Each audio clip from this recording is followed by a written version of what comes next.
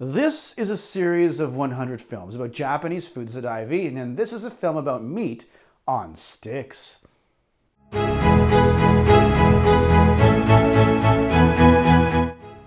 People often wonder why Japanese people are skinnier than their English-speaking counterparts. Well, the reasons are number one, much smaller portion sizes, and number two is yakitori. For the overworked Japanese office employee, one of the things about the work culture there is that they treat work like family. And the importance of belonging is incredibly intense. Some people are even driven to suicide when they feel excluded. Going home early is seen as betraying your family.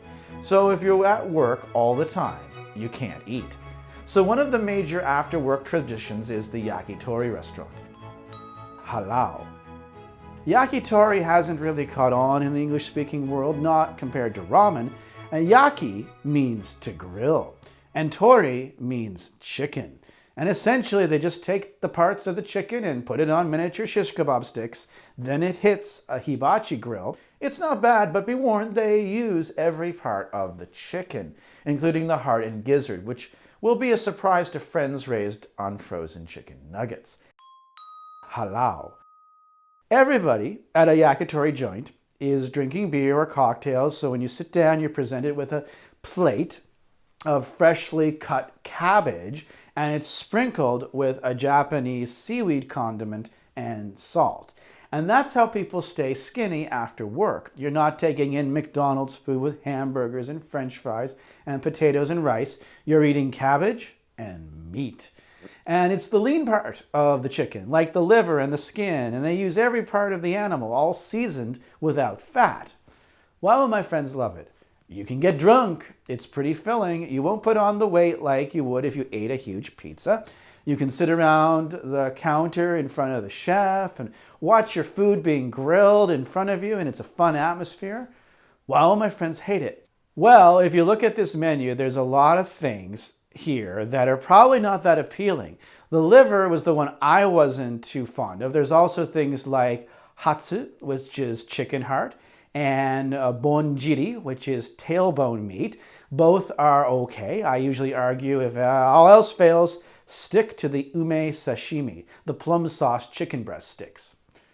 Where can I get it? That's right, you guessed it, Buri in Ebisu. The yakitori here is great, but the search for the bathroom in this place is even more amazing, especially if you're drunk.